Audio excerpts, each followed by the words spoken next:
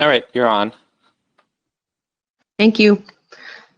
Good morning, everyone. I'd like to call to order the open meeting for Thursday, September 24th, 2020, and ask the Commission Secretary for information on today's agenda. Each commissioner has independently reviewed the minutes of the open meeting of Thursday, September 17th, 2020, and each has informed me there's no need to discuss those minutes. Move we approve the minutes of Thursday, September 17th, 2020. Second.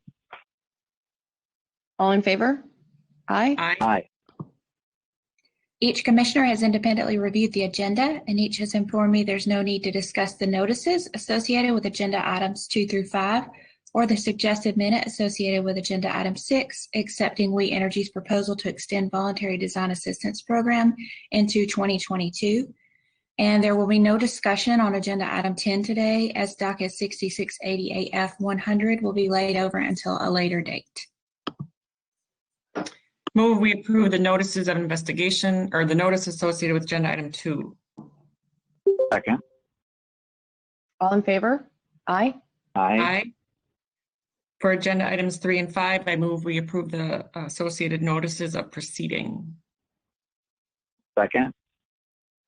All in favor? Aye. Aye. For agenda item 6, docket 5EE 2022, I move we approve the 2022 voluntary programs proposal submitted on behalf of Wisconsin Electric Power Company and Wisconsin Gas LLC. Second. All in favor? Aye. Aye. Aye. Okay. All right, so that takes us to our first two items on the agenda today are requests for approval of voluntary energy efficiency programs.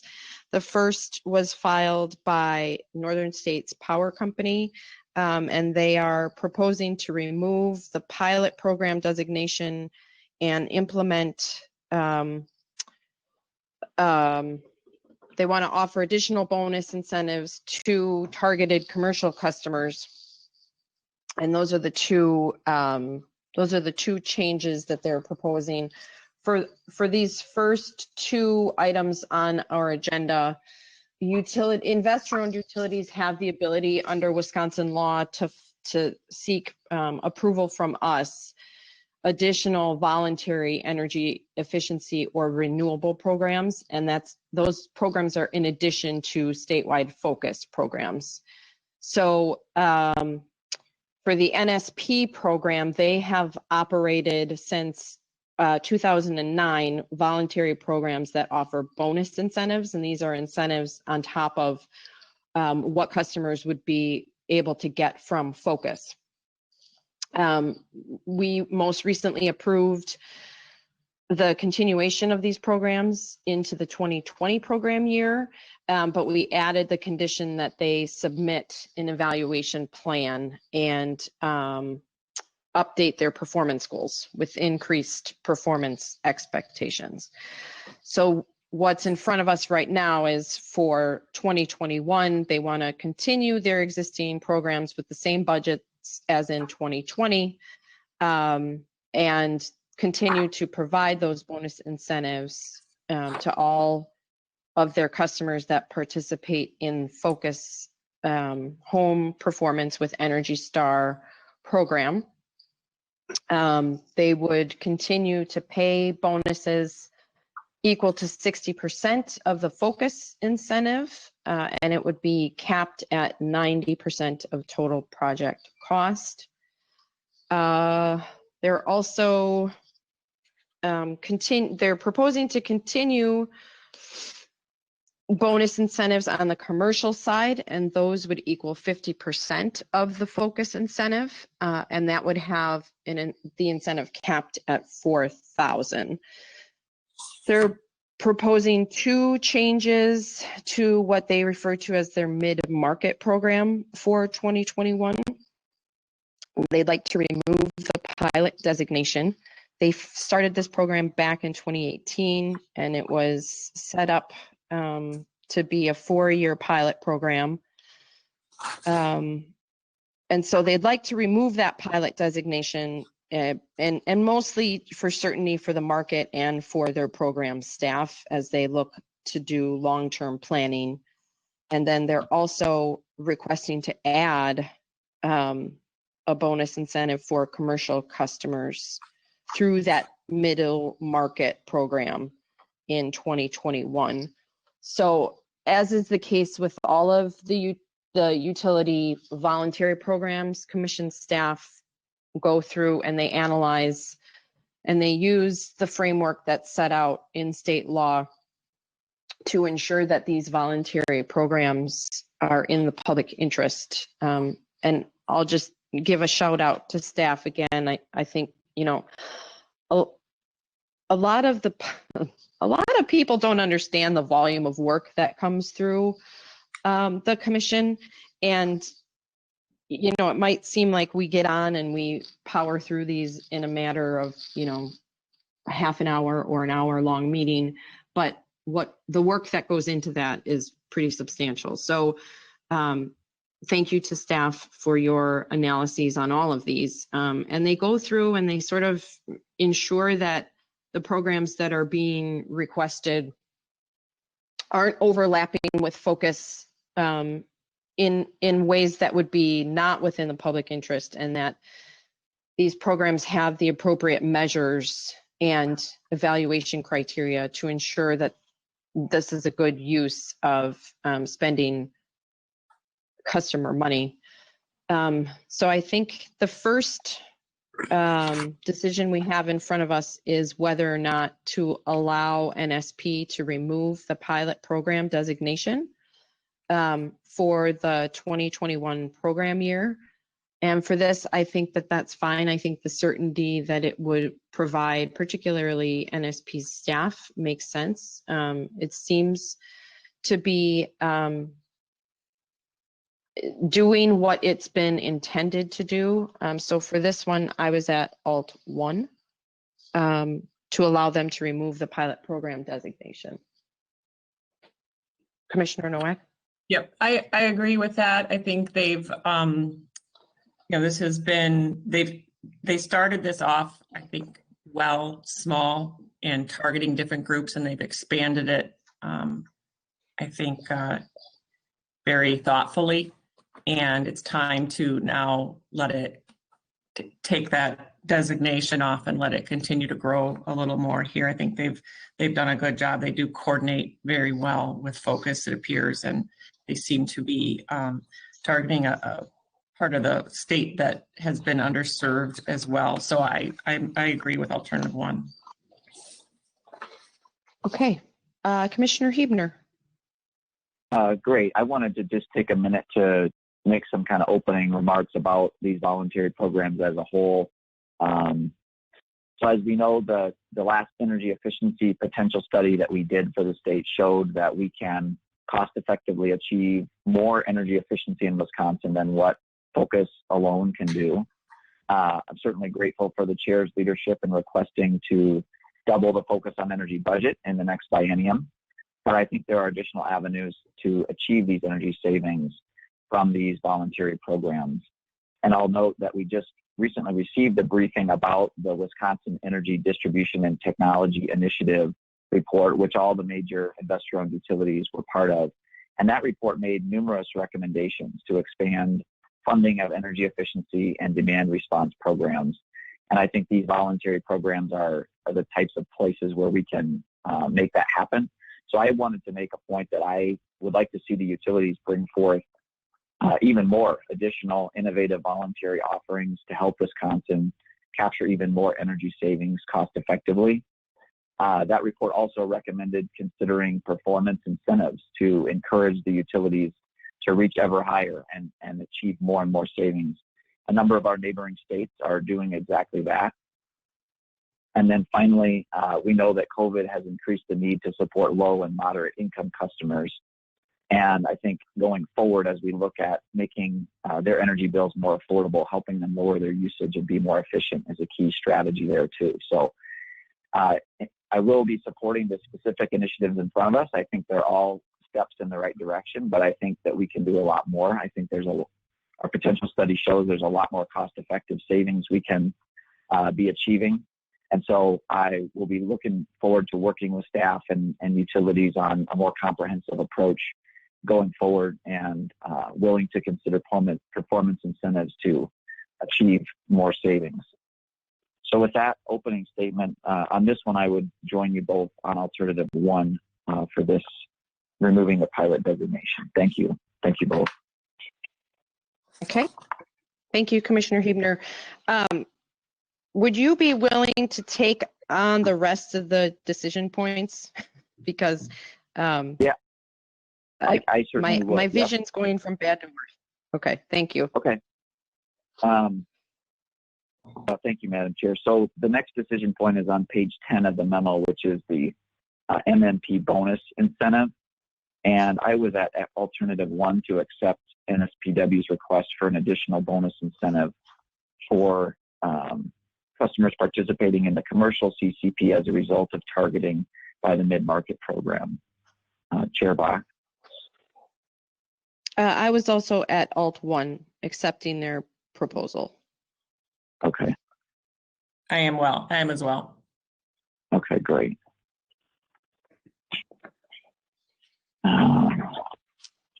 Moving ahead to page 14, the commission alternatives on performance goals.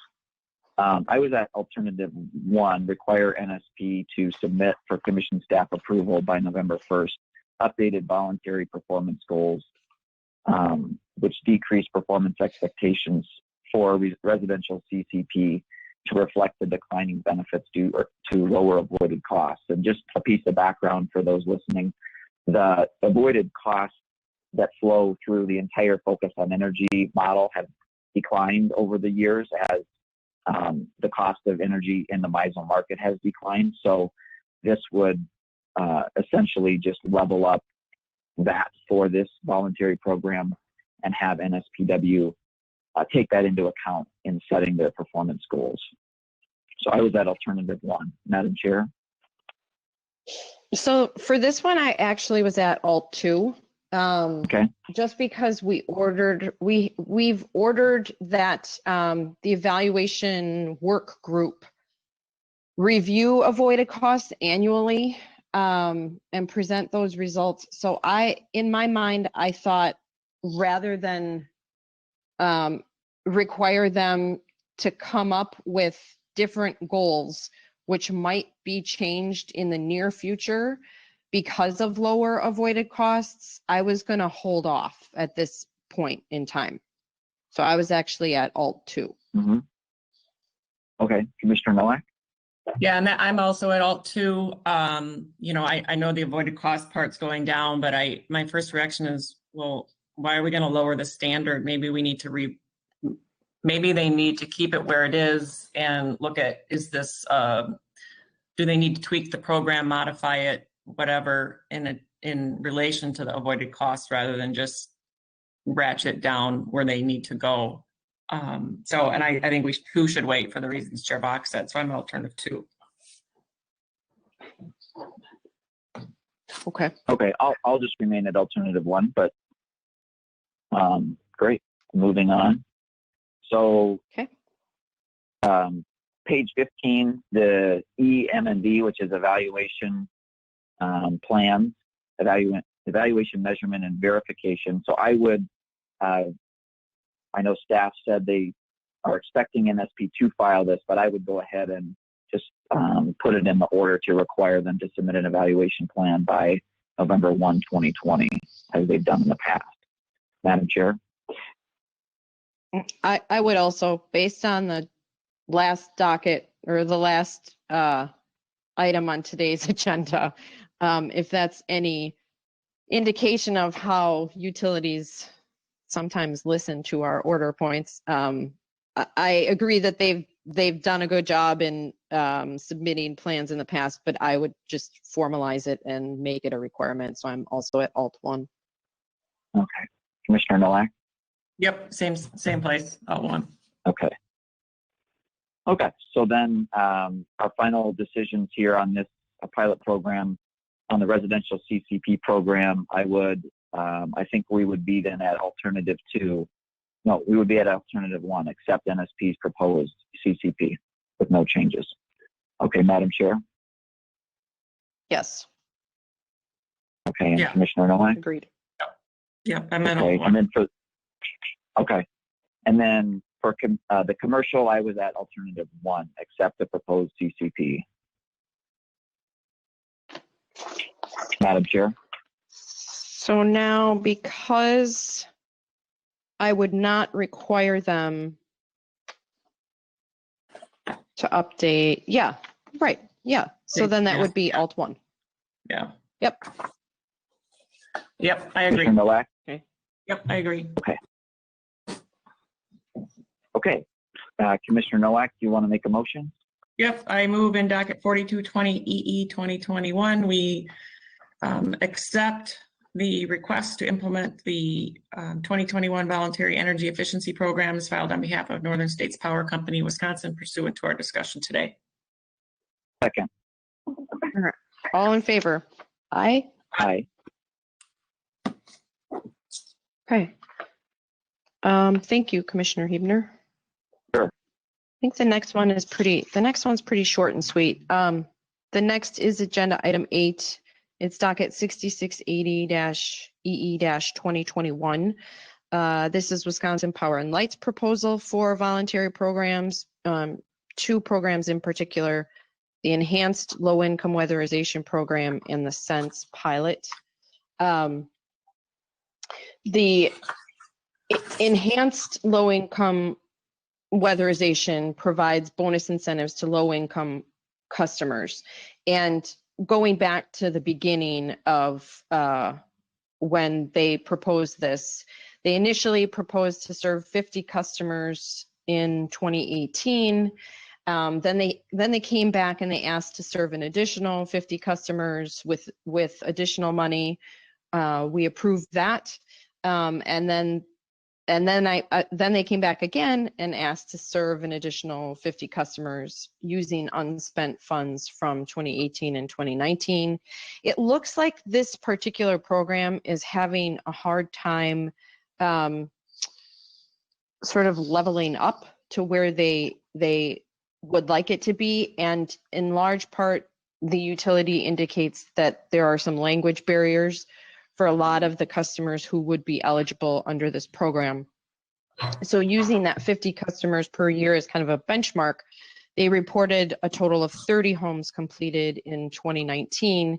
And then when you fast forward to 2020, as of the end of June, they had completed projects for just 10 customers with an additional 8 proposals signed. And there's no question that there is value to this type of a program, especially because the majority of the participants have really low insulation levels. And so when you look at houses that are older housing stock or have minimal weatherization or insulation, then just this type of a program can make great strides in helping that home shave off some of their energy usage. So they're proposing to extend it again, and they say they're confident to achieve that original goal of 50 participants. I think that's going to be a pretty heavy lift. So while I don't question the efficacy of this type of program, I think based on the level of unspent funds they have, that we don't necessarily need to increase their budget for this particular program. And then the second part of what they're seeking is their Sense project, which is a meter. It's a metering technology that gives customers real-time information. And the thought behind these meters is that if custom information, they can use that information to their behavior in terms of how they're consuming energy. So they had initially proposed to install Sense home energy meters. They then realized that there were less expensive meters available to them. I think they're called copper monitors. but then realized that those copper monitors didn't fit with their system, or that they weren't compatible. So now they're proposing to change the technology to use an energy cloud device in place of the monitor.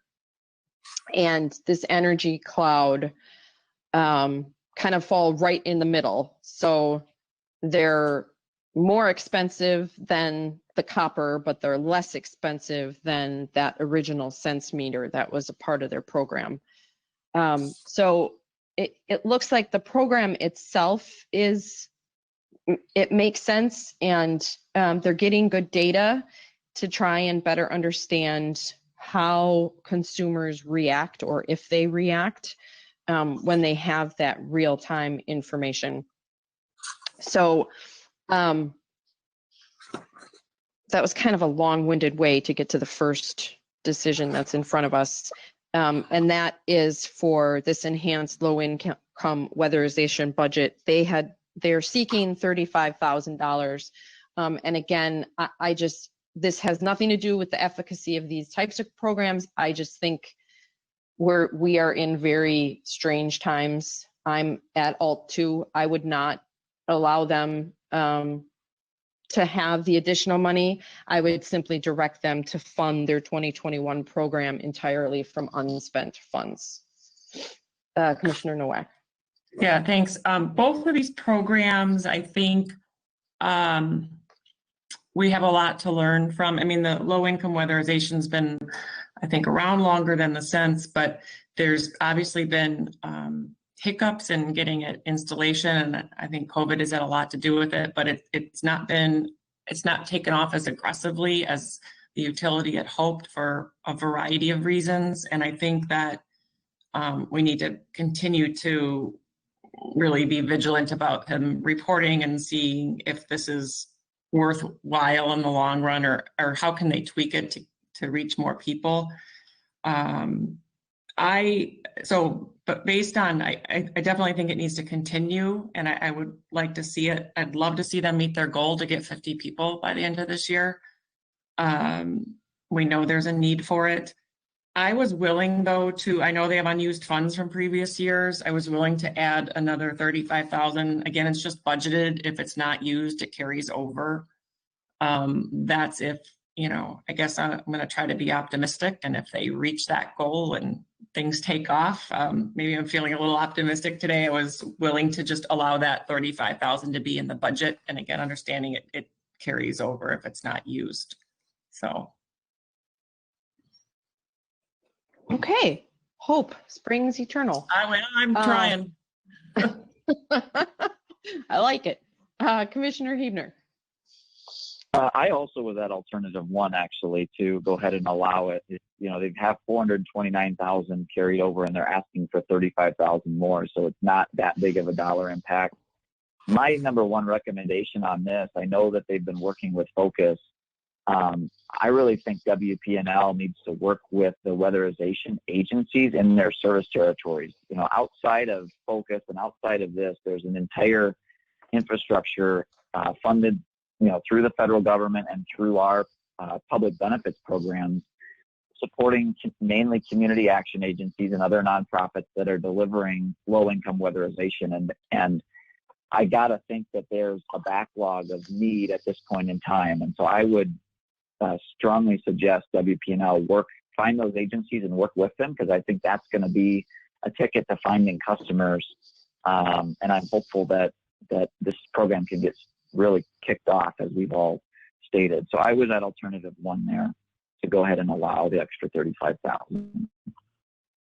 Okay, I'll join you guys. I'll join you at Alt 1. Okay. Then for the Sense program, they're requesting the additional 12,000 to get that's to cover the cost difference between those two different devices. So for this one, I was at Alt 1. Commissioner Nowak. Yeah, I agree with that as well. Commissioner Huebner. Yep, I'm at Alt 1. Okay. The next is their evaluation plan. And so alt 1 is that commission staff shall determine whether it's necessary after reviewing the results of the 2018-2020 evaluation. And if they deem it's necessary, they should direct the company to submit a 2021 evaluation plan. So for this one, I was at alt 1, and I agree with you, Commissioner Nowak. I think it's important that we continue to evaluate these programs to make sure that they're achieving the goals as put forth by the company. So this one, I'm at alt 1. Commissioner Nowak? Yep, I'm at alt 1 as well. Okay, Commissioner Hebner? I'm at alt 1. Okay. And then for the pilot evaluation program, I would also require them to submit a plan for that particular program. So I'm at alt 1 for that one. Commissioner Nowak?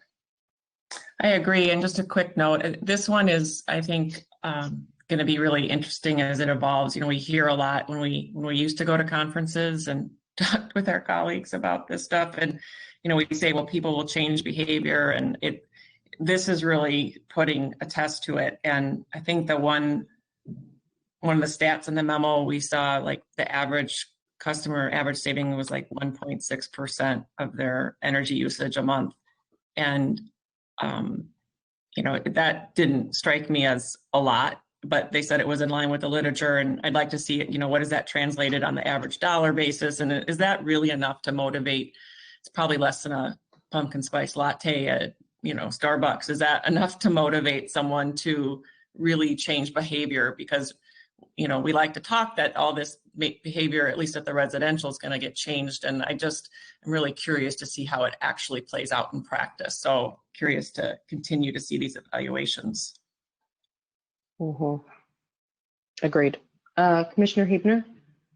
Yeah, I'm at alternative 1 here as well. And just jumping onto what Commissioner Nowak just said, you know, I think some of the promise of this sense is, you know, you get to the end of the month, you get an energy bill, but you don't know how much was your fridge, how much was your lights, how much was your air conditioner, et cetera. And this type of device should be helpful in disaggregating that for customers, and hopefully then helping them and Alliant being able to help them identify, you know, if they have a certain appliance that's using more than average, what can you do to reduce that? So I think there's promise there. I think the evaluation, as you said, Commissioner Nowak, is going to be really important to understand how capable the utility is in, you know, delivering that advice to those customers to actually help them save money.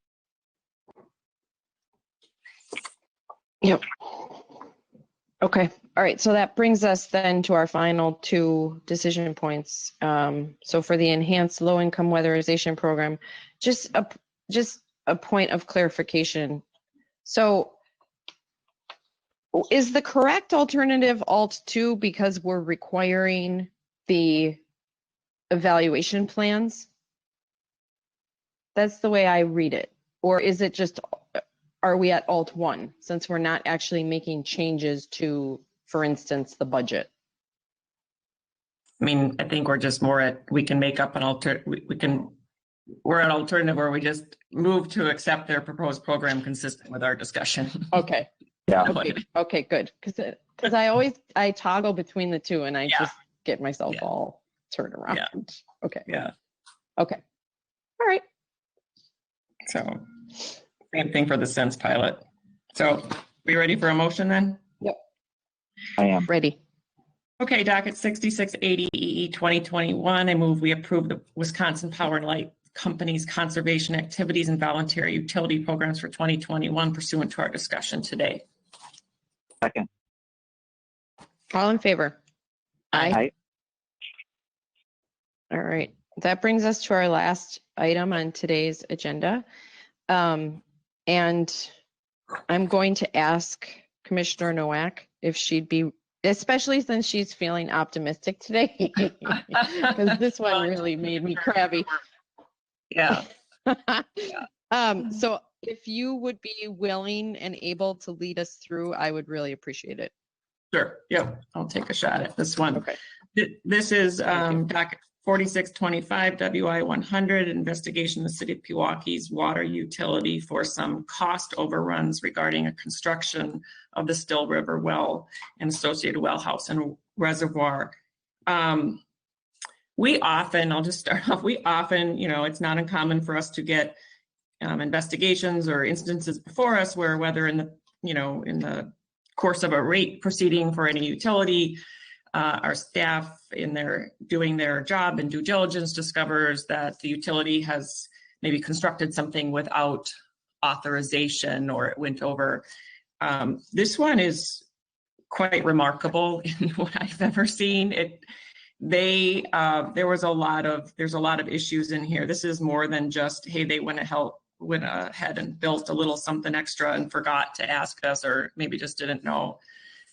This was a really interesting proceeding to go through because I kept going, how did they continue to do all this without knowing? Our water utilities here are regulated by this commission. They have to follow the code and the statutes. They are aware of those statutes. And it seems to me that, I don't know if there was just a disregard for the statutes and code that needed to be followed here, but it was really concerning that so much had gotten done without any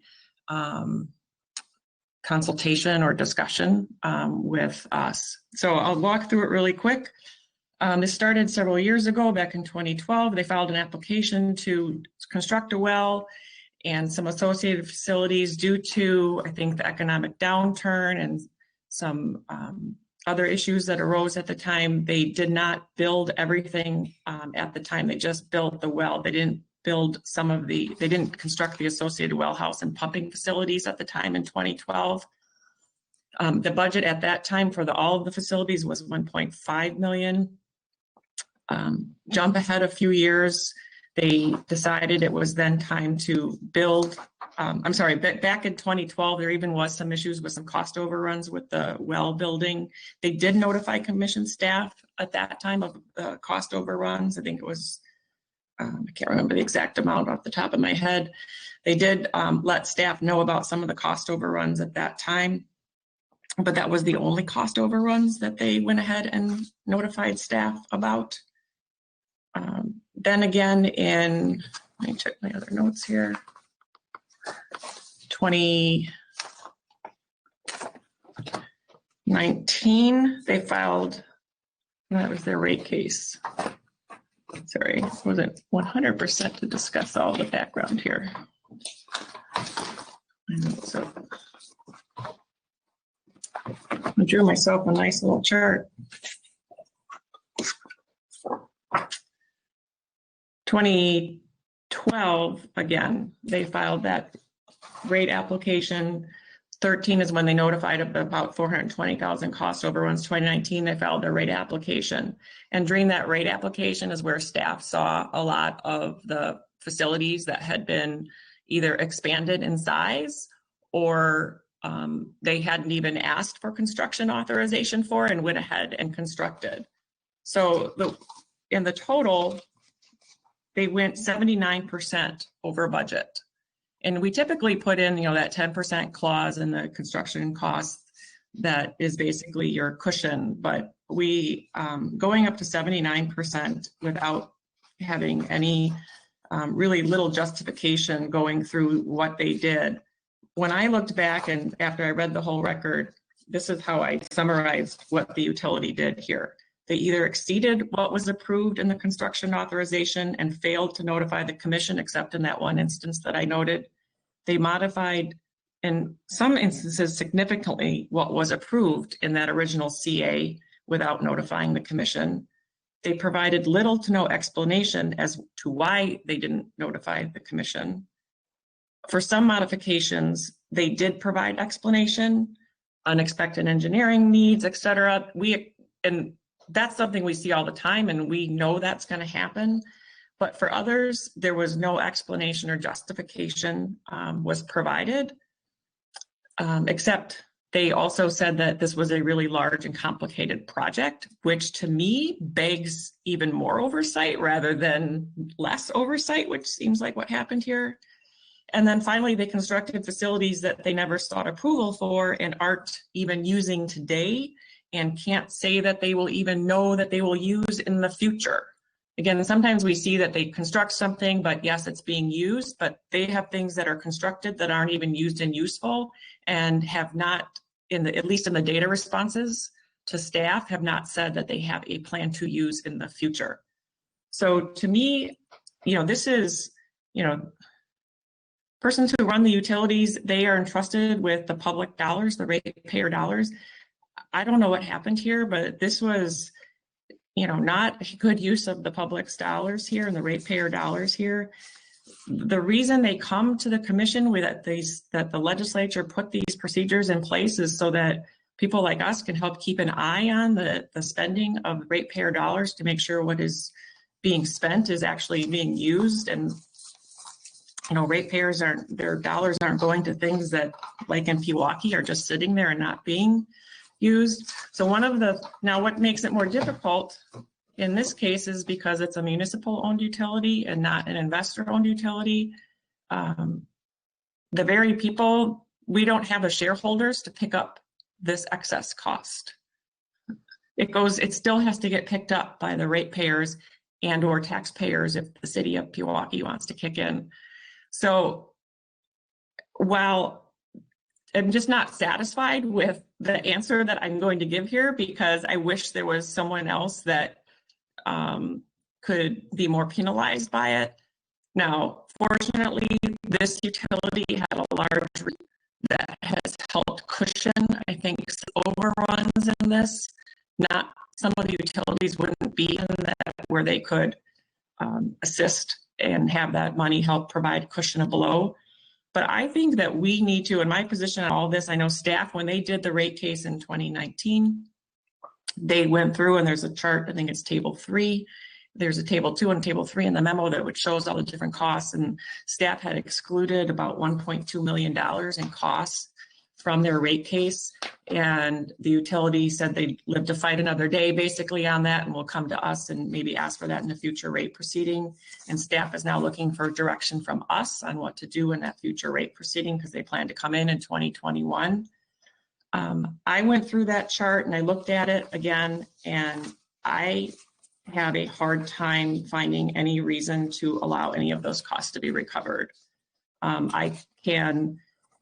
I know in past cases, Madison Water Utility, as an example, has had some significant issues with its construction and going over on its costs. We've had issues with the Menasha on the electric side going over costs. Sometimes what we have done is allowed that 10% overage to be collected, to be put in rates, because that's basically that construction cushion we put in there. In instances like in Madison and others, we have excluded costs.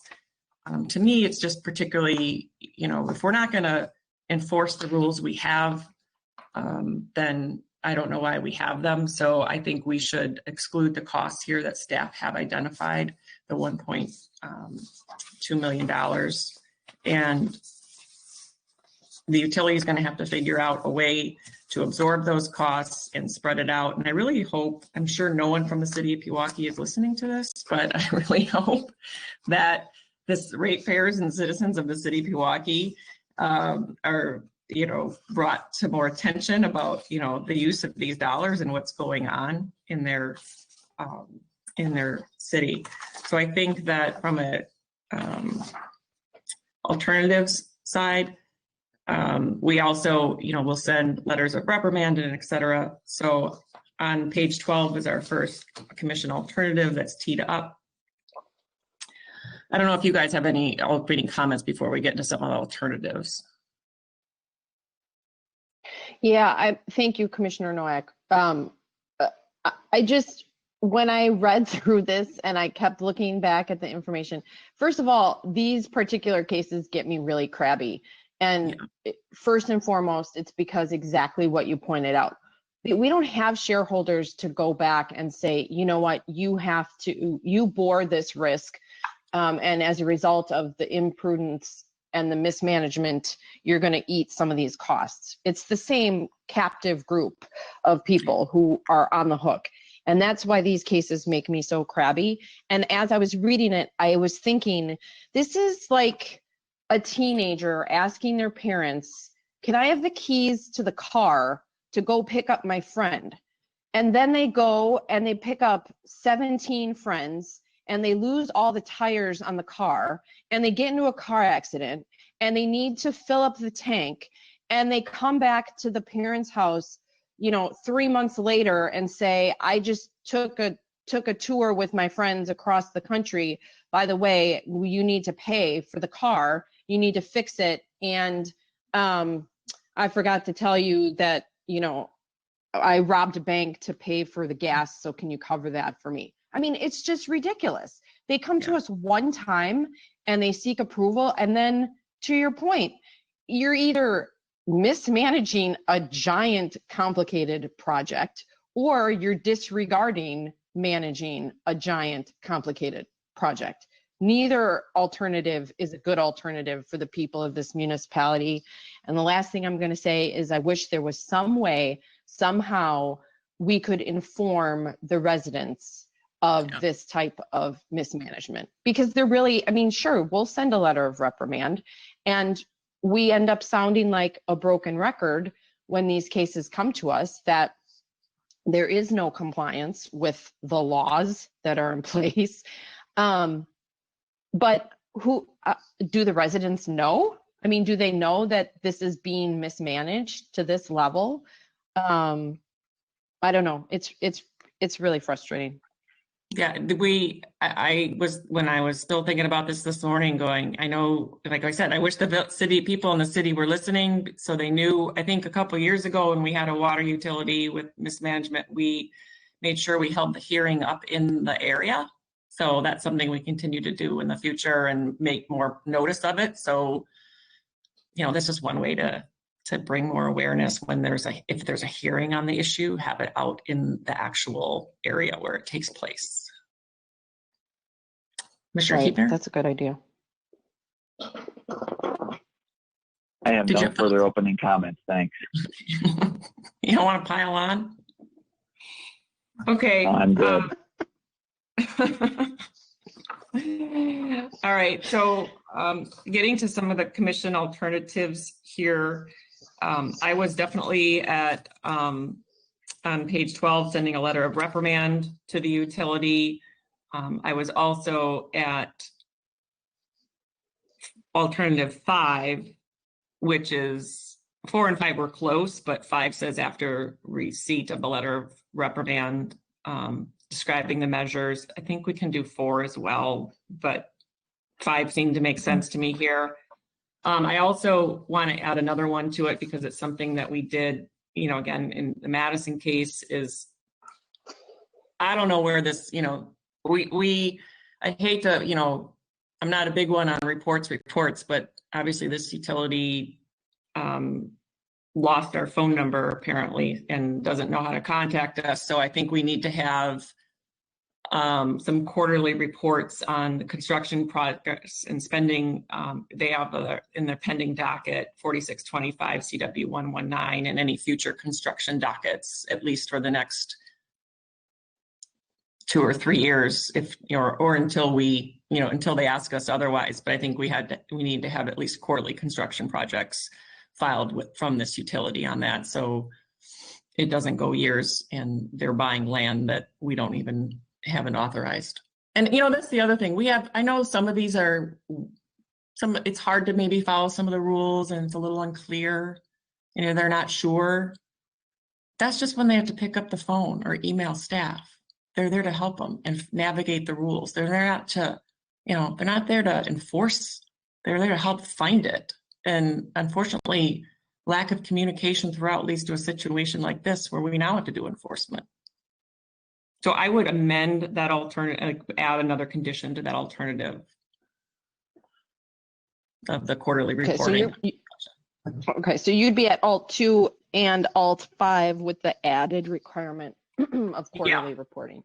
Yep. Okay. Yep. Okay. I was also at Alt 2, and I was going to be in addition to Alt 2, I was going to be at Alt 4. because like you said, they're pretty similar. I don't know how strongly staff feels about having a meeting with them, because Alt 5 doesn't require having a meeting with staff. Right. So, I mean, I think we're getting at the same thing, and I think your added condition makes a whole lot of sense. Again, picking up on my wonderful analogy, pick up the phone and tell your parents that you have lost all your tires. Don't wait to get home, because you're only going to get in more trouble. Yeah. So, I guess I'm at Alt 2 as well, and I can join you at Alt 5 with the additional condition. Okay.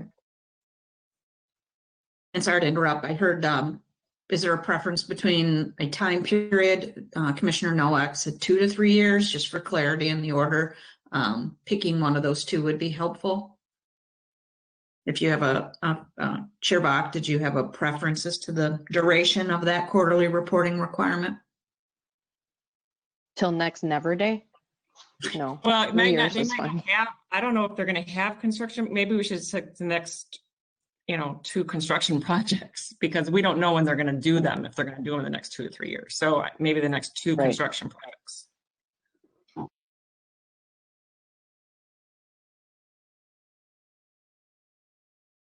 Yeah, I think you've got to go out farther than, it's got to be a longer, if the choice is between, 2 to 3 years, I would go 3 years, because to Commissioner Nowak's point, you don't know when the next project is going to be. It could be revisited when they do their rate case in 2021, I assume. I mean, it's a CA thing, but it relates to money, spending money, and we could just revisit it in the rate case, I assume. If it needs to be extended. Yeah, right. So put it in for 3 years now. Yeah. That's fine with me. Commissioner Hebner? Yeah, I was at alternative 2, and then I had included 3 and 4 to have the meeting and then to do the plan. So, but I can, if you guys don't think the meeting is necessary, I can join you at 5, and then I would support the quarterly reports every 3 years as well. Commissioner Nowak's recommendation. Denise, are you on? She is, but but she's muted. Denise on? I'm Oh. on. I'm unmuted. Oh, you're Oh, I good. hear. Can you hear me? Oh, you're Okay. good. Denise, do you have a strong feeling in terms of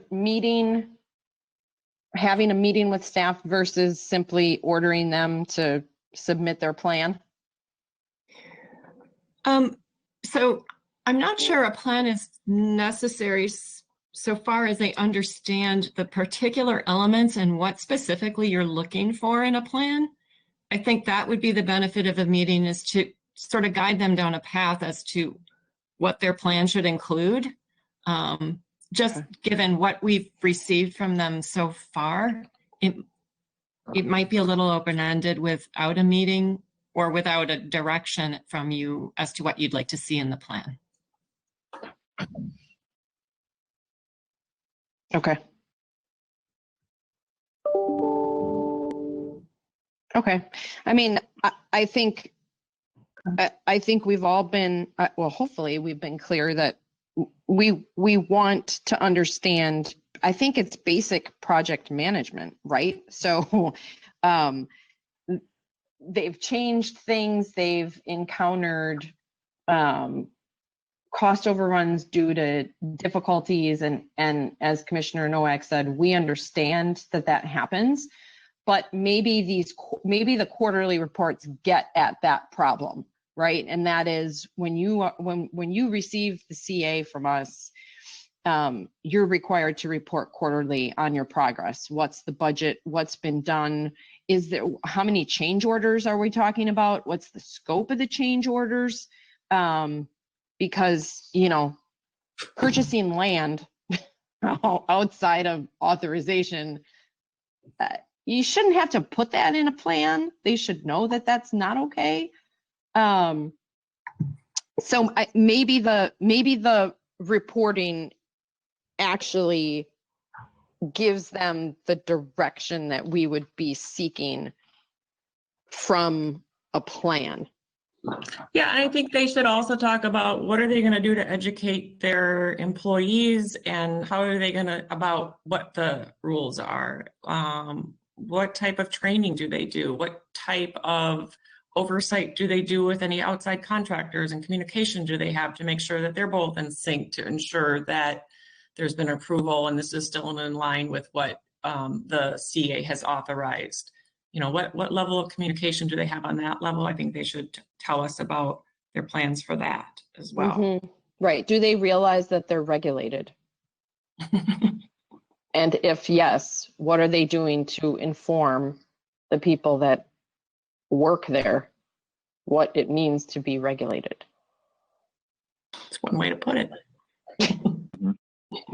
So maybe what I might suggest for your consideration is that they work with staff on the submittal of a plan and determining the format and information in those quarterly reports. It doesn't have to be a formal meeting, but Right. that staff can work with the utility in helping them put that, giving them some guidance based upon this discussion and what we've seen in other plans might be helpful for that plan, so they're not left they're just coming up with something on their own. And then the quarterly reporting, consistent with what we've done in other, we work on kind of the format and the mechanism by which those reports are made to make sure we're getting the kind of information we need.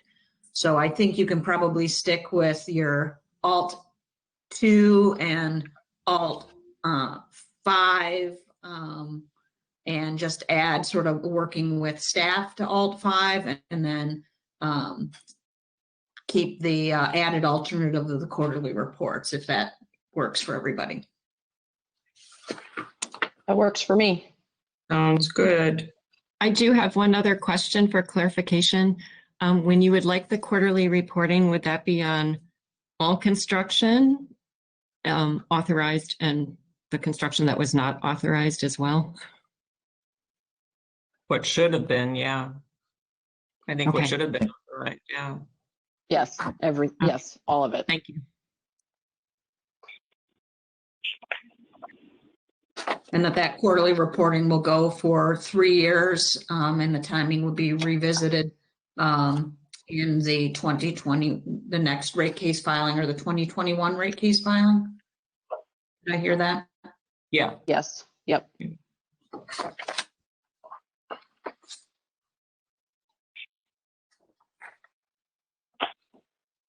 I think from staff perspective, do we have what we need on this first set of alternatives to move on?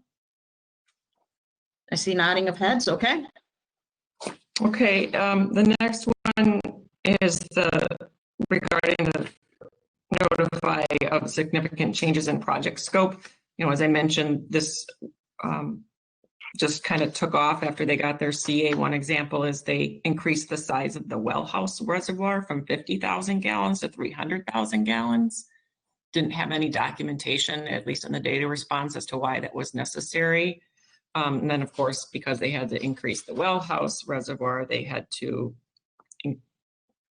increase the size of the well house, and yada yada went on. So, but again, there's just didn't tell us about it and didn't justify any reason for doing such. So this one is, I think, goes hand in hand with, they need to include this in the reports.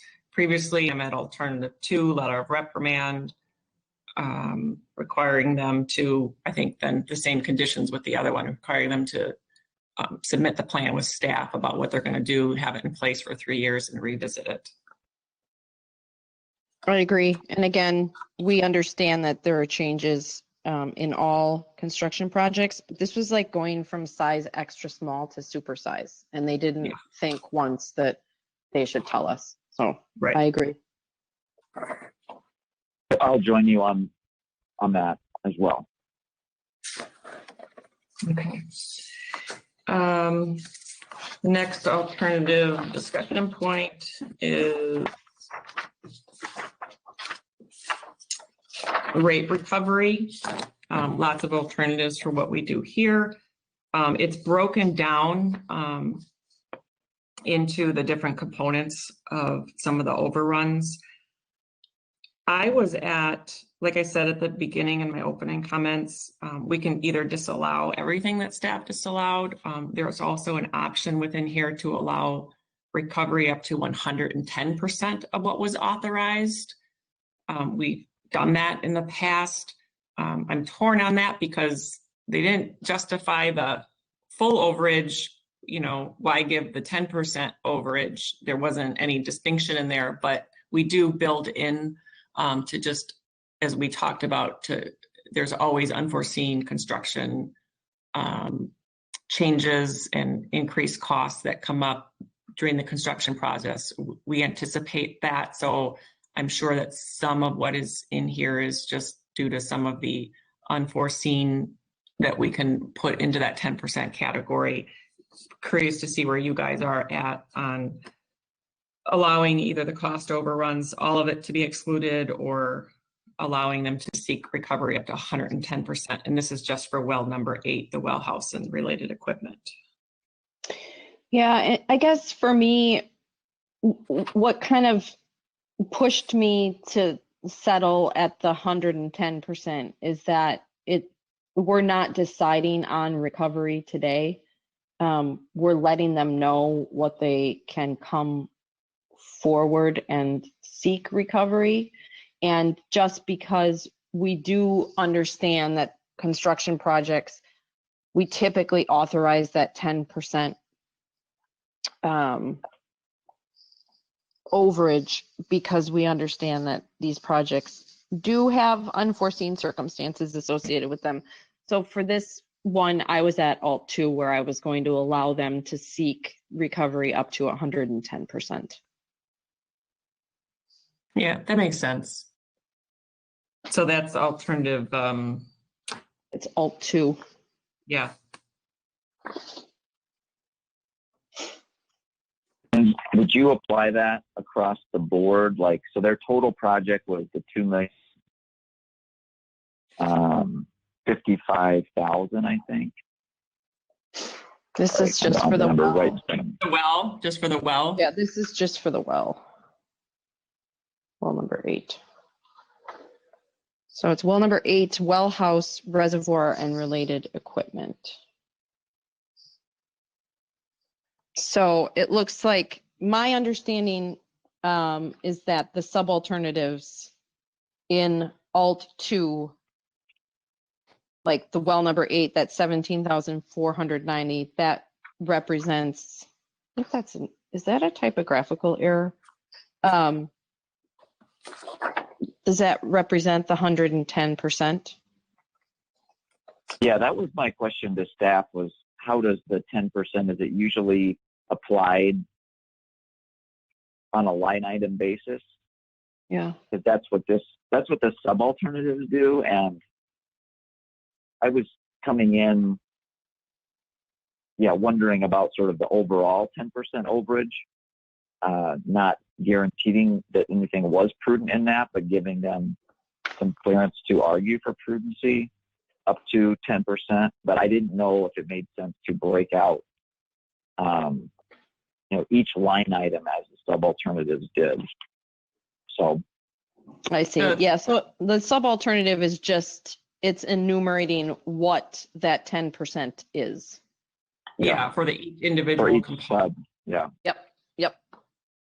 And I didn't want to get into that level of detail, but I've wondered where you two were at. If you were adopting alternative 2 or adopting all the sub-alternatives.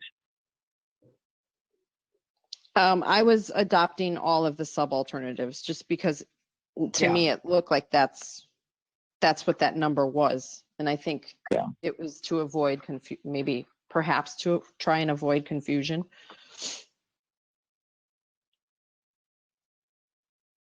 So I was at Alt 2 with sub-alt 2A, 2B, and 2C. Yeah. Okay, I'll join you guys there. That's fine. Okay. Okay.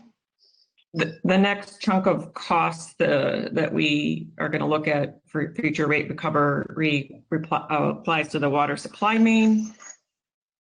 Again, this was built out bigger than what was authorized. They did not provide a breakout of costs for each of those components. So they,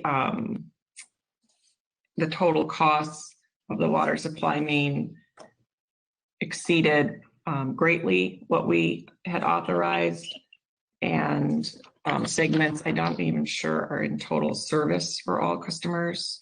So I was also at alternative 6 here for not allowing rate recovery for any of the water supply mains.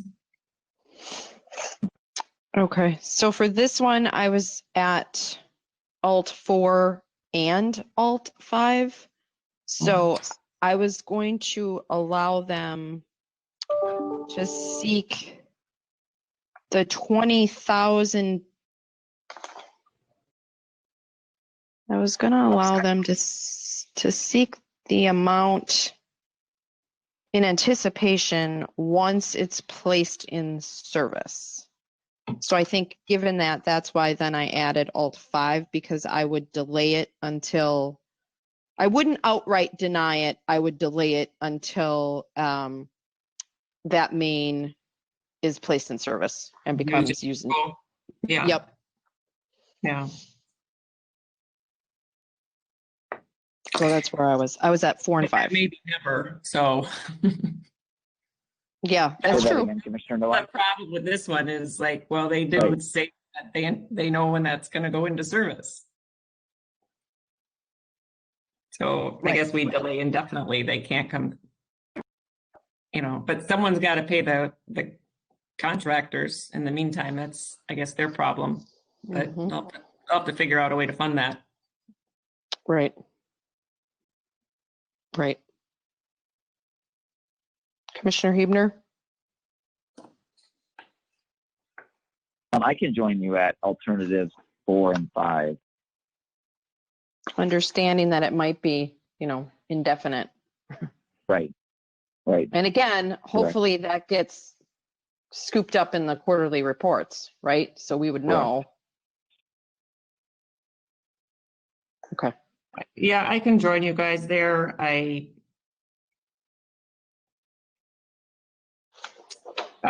can join you there. Okay.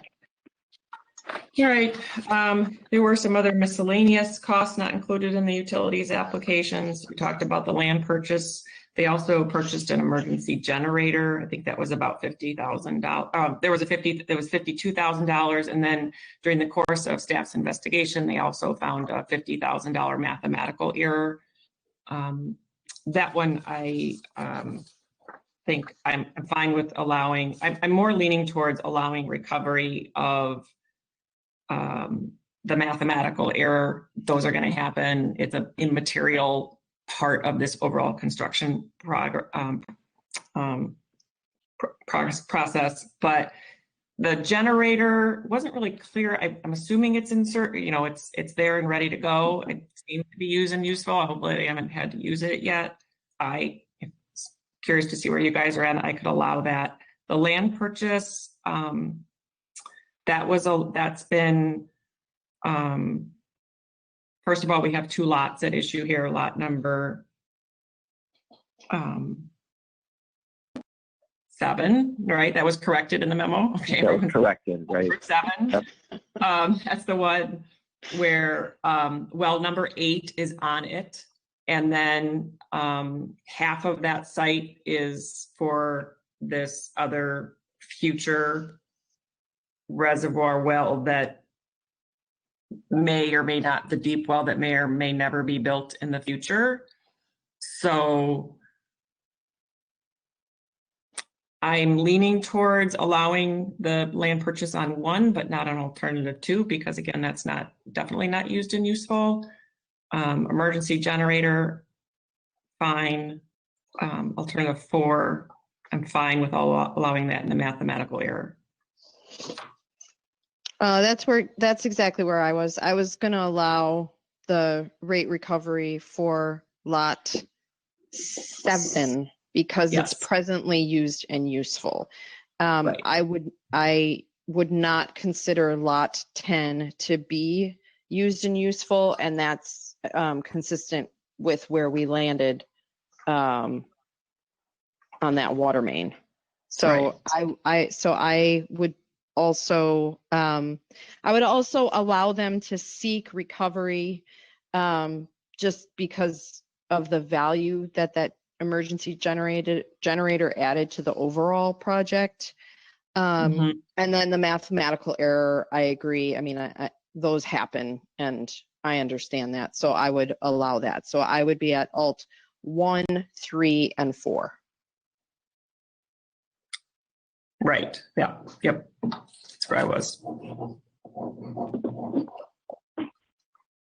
Great. I can join you both there on 1, 3, and 4. On 3, the generator, I think there was in one of the data requests, it seemed to be that it was possibly included in the original budget. And then there was a spreadsheet where there was a question mark, and that's never good. So I think this gets to the specific wording here. You know, we're allowing them to seek rate recovery. Our staff will still be, you know, recommending whether that was prudent or not and whether that was originally in the budget. And I think there's some fine detail work that needs to be uncovered to figure out if that was actually in that original budget or not for the generator. But I'm okay with if it wasn't, to allow to seek. One more thing, you asked me, Commissioner Nowak, earlier if I wanted to pile on. One of the things that stuck out to me in particular was the architecture of this home and how, you know, they had a budget for building this well house, and the sub-developer owner said, no, it has to look like this with this type of siding and this type of shingles, and then all of a sudden it's $300,000 or $400,000 more expensive. I mean, to what I think both of you have said, I mean, do you know you're regulated? You have a budget. You can't just accept the developers, you know, doubling of that. You've got to stand your ground and say, no, we don't have an approved budget for that amount. Here's what we have. Let's design a building that you can live with within this budget. And I think we've got to really work with them to understand that. So that's my final comment. Yeah, it's just mind-boggling in a way that they just didn't want to push back on that design. It looks like a beautiful home. And, you know, I totally understand wanting it to conform to the Right. neighborhood, but it doesn't need to look like a 4,000 square foot home at the same time. This is, again, is not your own money you're spending other people's money. And I think that cannot be forgotten here. Mm-hmm. And one of the things, you know, the engineering company that they're using, I think maybe one of the recommendations for staff is to figure out how often do they conduct an RFP to select their operating engineer or their construction engineers, because maybe we need to get some other options in for this utility, because I think there was a lot of just miscommunication and not, you know, following our orders. So just tighter management of that is certainly needed. So yeah, I mean, I'm really done now.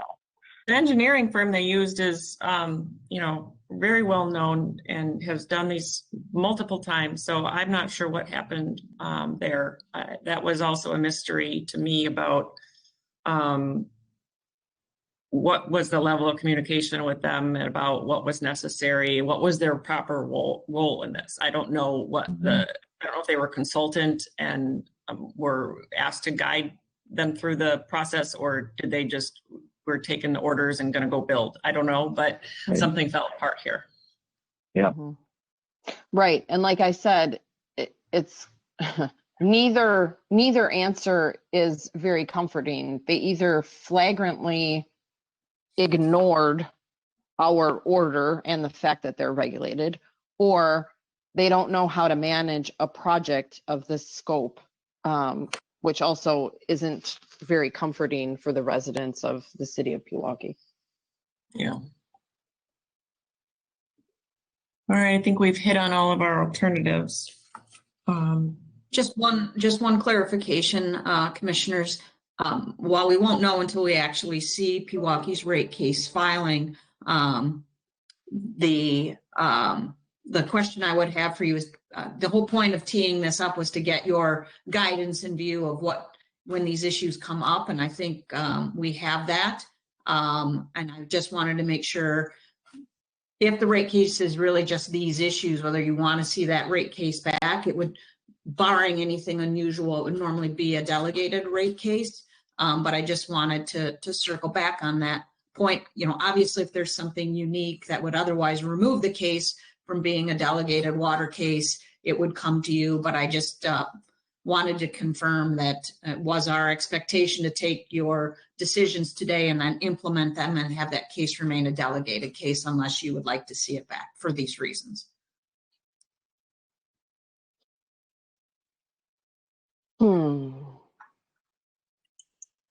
I don't know. I mean, I think we've been pretty clear about where our concerns are. In normal circumstances, I would say it's fine that it remain delegated unless something pop up. But then there's another part of me that says, wow, this was really, really egregious. And maybe we should just see it again, since we are familiar with all of the issues. And I, for one, am interested to see how they're going to justify some of these expenses. And I'm interested to see, what kind of evidence they put in. I don't know. What do my colleagues think? My gut says that it's fine to leave it delegated, because if there is they did respond to some of this stuff. One of the things we didn't send this out for comment, but we did get their responses and data requests. If they want to bring in more evidence at the rate hearing on items that we have said we would like to see excluded, and bring in different evidence, then I think staff will know it needs to come up to us. Otherwise, if they don't attempt to reintroduce any of these costs, there's no need for it to come to us. So I think staff should be able to make that call if there's a dispute over anything that we've decided here today. So I think we can leave it delegated. Commissioner Huebner, what do you think? Yeah, I was leaning towards leaving it delegated as well. I know there's just a resource issue related to it. I too, like you, am curious about the results, but perhaps we can do that informally and stay in touch with staff. But I think it's okay to keep it delegated. Okay, let's keep it delegated unless, something arises that Denise and the rest of the team feel needs our attention. So we'll keep it delegated. Okay. Anything else, Steph? One point of clarification on the main issue, Cindy, and commissioners, there was a portion of it that was used and useful. I think you made decisions on the portion, the 8-inch main, but Yeah. Alternatives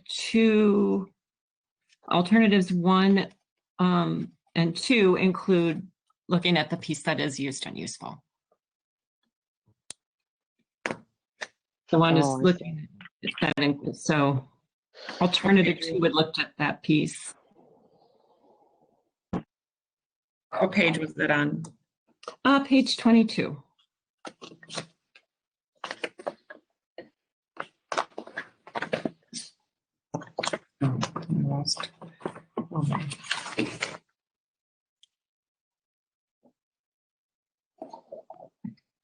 So Alt 2 represents, which part of it is used and useful?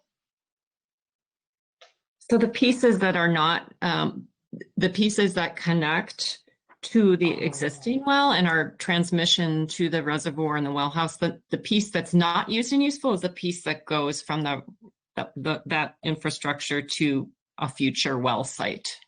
Okay, so if we did, it's possible we could do Alt 1, Alt 2 to get at the used and useful portion and allow them to seek recovery. But then Alt 4 and Alt 5 would only relate to the portion that is not yet used and useful. And all three, right? Yeah, Alt 3 could be for the use and useful. Correct. Mhm. 1, 2, and 3. Excuse me. Oh, okay. Alt 1 is the total, so that one, I misspoke. That would include some of the piece that's not used and useful. So 2 or 3. 2 is looking at that 10%. So that's, the $3,120 versus $9,100. If you wanted to look at that separately. Okay. I see. Okay. So then I would be willing to allow them, I'd be willing to go with Alt 2, Alt 3, Alt 4, and Alt 5, because Alt 2 and Alt 3 get at the used and useful portion. Alt 4 and 5 also get at the not used and useful portion, but it delays it. Is that right?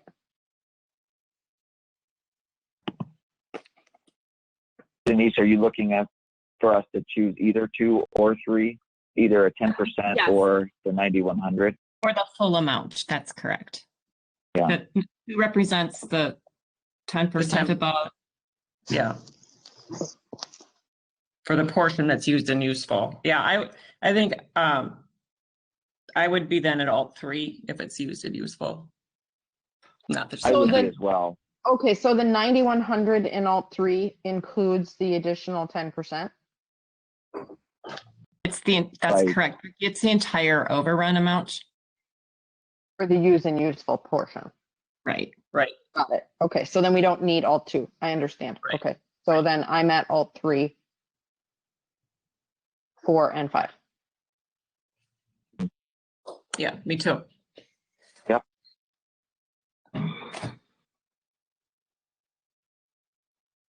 Okay, Thank you.